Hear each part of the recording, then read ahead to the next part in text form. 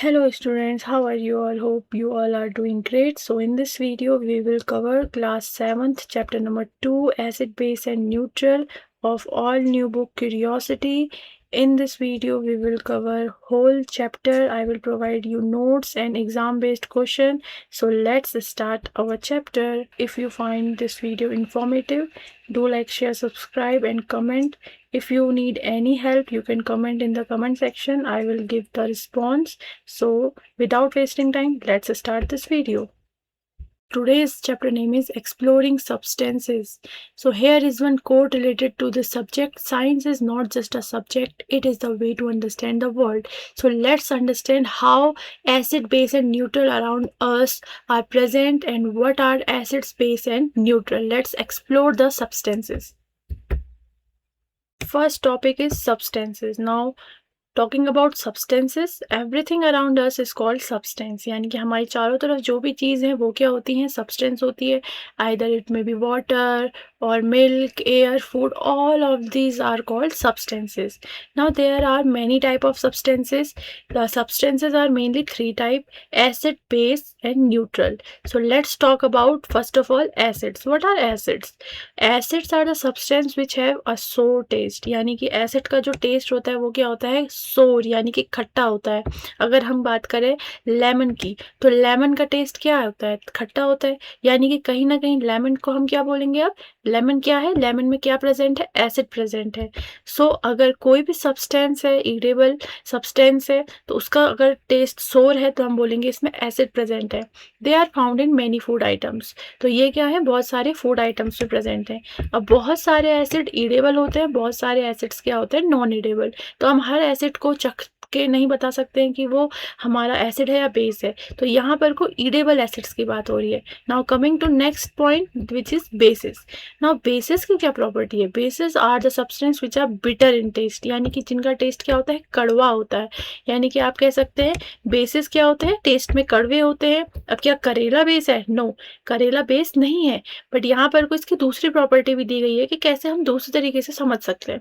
तो ये क्या है, एंड फील सोपी, यानी कि जो उसका टेक्सचर होता है वो क्या होता है, बिल्कुल साबुन से हाथ धोते वक्त जो हमें सोपी फील होती है, तो वैसे ही क्या है, बेसिस भी क्या है, वैसे ही फील करे जाते हैं. जी हाँ, इसका एग्जाम्पल क्या होगा, सोप. यानी कि हम कह सकते हैं कि सोप को हम टेस्ट नहीं करते हैं, बट कभी कभार ड्यूरिंग शावर हमारे मुंह में सोप चले जाता है तो उसका टेस्ट बहुत ही टेस्टलेस और बहुत ही कड़वा सा होता है. तो वैसे ही क्या है, आप बेसिस की जो प्रॉपर्टी है वो बिटर होती है टेस्ट में, और उनका जो फील होती है, उनका जो टेक्सचर होता है वो सोपी होता है. तो एग्जाम्पल में जितने भी शैम्पू हैं, सोप है, हैंड वॉश हैं, ये सब किसके एग्जाम्पल हो जाएंगे, बेस के. Third type, which is neutral substances. Now what are neutral substances? Neutral substances are those which are neither acidic nor basic. Yes, यानी कि वो substances जो ना ही acid होते हैं, ना ही basic होते हैं, ना ही acidic property show करते हैं, ना ही basic property show करते हैं. जैसे कि सबसे best example है water.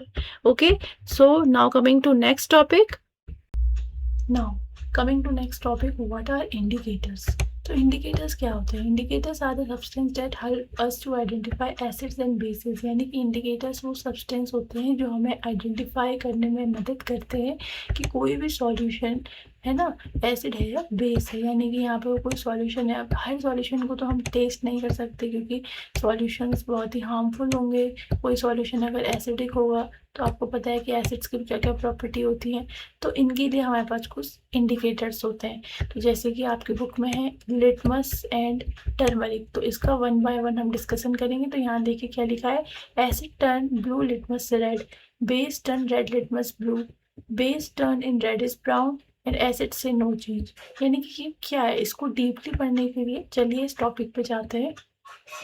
Now coming to our first indicator which is litmus, यानी कि आप लिटमस के बारे में जानते हैं. Litmus is a natural indicator, यानी कि ये क्या है, प्रकृति में पहले से मौजूद है और ये फाइंड आउट करता है कि कोई भी सब्सटेंस या कोई भी सॉल्यूशन एसिड है या बेस है. अब ये जो नेचुरल इंडिकेटर है वो कहाँ प्रेजेंट है, वो हमारे क्या है, प्लांट से हमको ऑब्टेन्ड होता है जिसका नाम क्या है, लाइकेन. ओके, यानी कि लिटमस क्या है, आपके प्लांट से ऑब्टेन्ड होता है, एक नेचुरल इंडिकेटर है. पर यूजुअली इसका जो कलर है जो अवेलेबल हो सकता है मार्केट में, वो 2 फॉर्म में है, ब्लू एंड रेड। यानी कि क्या है, litmus is usually available in blue and red colour, यानी कि सॉल्यूशन के फॉर्म में भी प्रेजेंट होता है और लिटमस पेपर के फॉर्म में भी प्रेजेंट होता है।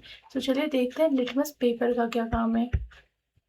तो चलिए आप देखते हैं कि लिटमस पेपर वर्क कैसे करता है, हाउ लिटमस वर्क्स। तो अगर मैंने यहाँ पर कोई सॉल्यूशन ए और सॉल्यूशन बी ले लिया है, और सॉल्यूशन ए के बारे में मुझे नहीं पता है ये एसिड है या बेस है, और ना ही बी के बारे में।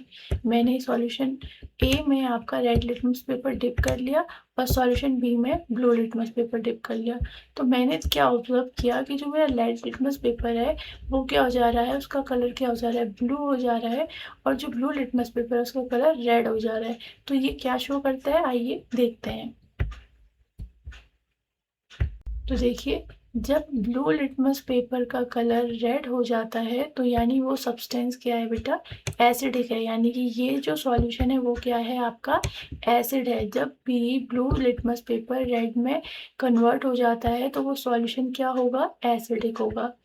और अगर हमारा रेड लिटमस पेपर ब्लू में कन्वर्ट हो जाता है, कलर चेंज हो जाता है, तो वो जो सॉल्यूशन होगा वो क्या होगा, आपका बेस होगा। जैसे कि मैंने यहाँ पर को शो किया है उसी प्रकार क्या है, यहाँ पर को लिखा गया है कि acidic substance turns blue litmus red.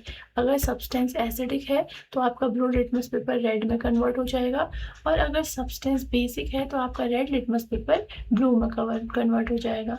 तो देखिए अब क्या आता है, न्यूट्रल सब्सटेंस। न्यूट्रल सब्सटेंस आपको पता है जो कोई भी एसिडिक और बेसिक बिहेवियर शो नहीं करते हैं, जैसे कि water do not change the colour of litmus. यानी कि अगर मैं वाटर में लिटमस पेपर को डिप करती हूँ तो उसमें कोई भी कलर चेंज नहीं होगा, और यही हमें बताएगा कि वाटर क्या है, एक न्यूट्रल सब्सटेंस है।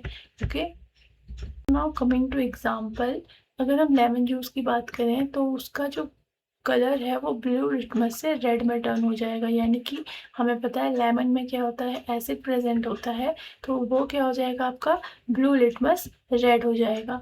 और जो सोप सॉल्यूशन होता है हमें पता है बेसिक होता है। इसको हमें टेस्ट करने के लिए हम क्या करेंगे, सोप सॉल्यूशन में अगर हम रेड लिटमस पेपर को डिप करेंगे तो उसका कलर क्या हो जाएगा, ब्लू हो जाएगा, और हमें पूरी तरीके से पता चल जाएगा कि ये क्या है, एक बेसिक सॉल्यूशन है। लेमन क्या है, एसिडिक, और सोप क्या है, बेसिक। और वाटर में अगर हम ट्राई करेंगे तो वाटर क्या होगा, कोई भी कलर चेंज नहीं शो करेगा, जिसका कारण है कि वो क्या है, एक न्यूट्रल सब्सटेंस है। Litmus is a simple and useful indicator that help us to identify acid base by colour change. यानी कि लिटमस क्या है, सबसे सिंपल और यूजफुल इंडिकेटर है जो हमें आसानी से बता देता है कलर चेंज करके, और इसको याद करना भी बहुत ज़्यादा सिंपल होता है। So now coming to next topic, it is neutralisation. यानी कि न्यूट्रलाइजेशन क्या प्रोसेस है, when an acid react with base it form salt and water. यानी कि जब क्या करते हैं हम, किसी एसिड का रिएक्शन बेस के साथ कर देते हैं तो उस रिएक्शन को कहते हैं न्यूट्रलाइजेशन रिएक्शन। आइए इसको डीपली समझते हैं। जब भी हम किसी एसिड, मान लेते हैं हमने क्या ले लिया, आपका एक एसिड ले लिया जिसका नाम है HCl हाइड्रोक्लोरिक एसिड, और एक बेस ले लिया जिसका नाम है NaOH।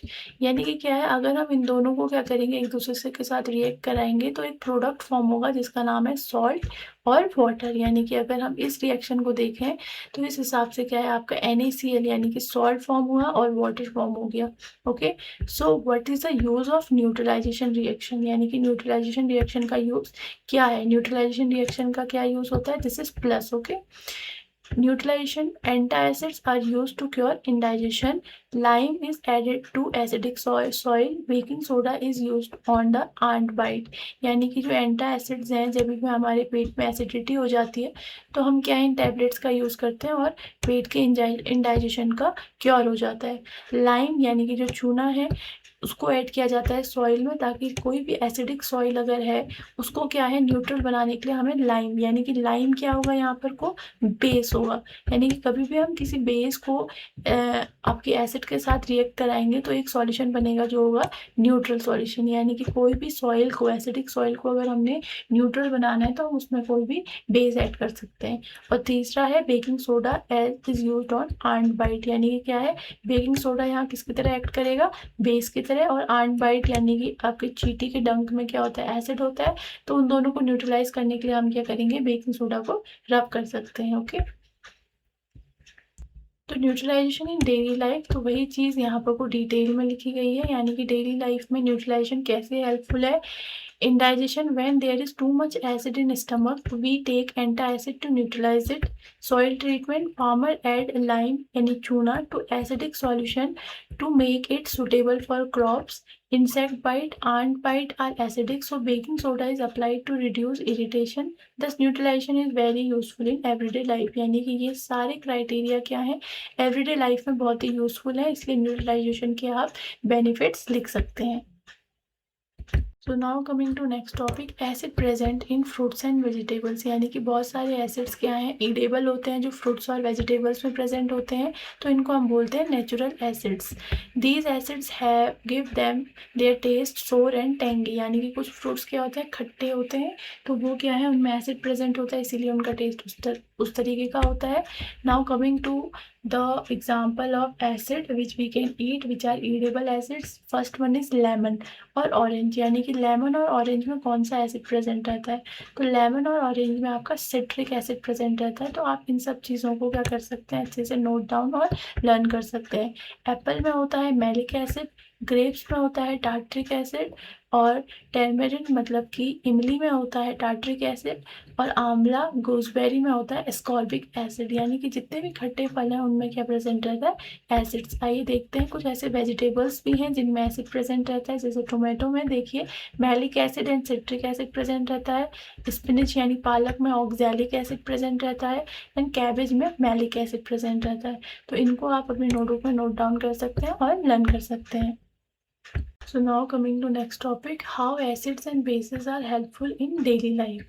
So first one is lemon juice is used to give a sour taste. Vinegar is used in pickles and cooking. Curd is eaten as a food and for a good health. यानी कि lemon, vinegar और curd इन तीनों में acid present रहते हैं और ये daily life में हमारे हेल्पफुल होते हैं।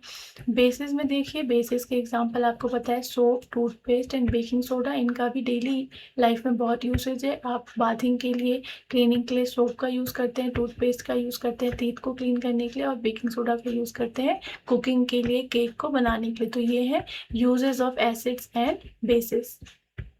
So here the chapter notes are completed. There is a full explanation of this chapter. I have made all the notes from the book. So coming to next section, that is question answer section, I have written here important question which are important for your exam. So you can pause the video and write or learn the question answers. So first question is, what are acid, base and neutral substances? Give example. So here are the definition and example. Going towards the second question, here it is given what are indicators and what are the changes that occur in litmus paper. So you can write this answer in your exam. And now third question is what is neutralisation, यानी कि neutralisation क्या है और तीन use आपको उसके देने हैं। So there are 3 simple uses you can write in your notebook. So here is our PDF complete and this was the whole concept of acid, base and salt. Hope you like this video. If you like this video, like, share, subscribe to my channel. Thank you so much. See you in next video.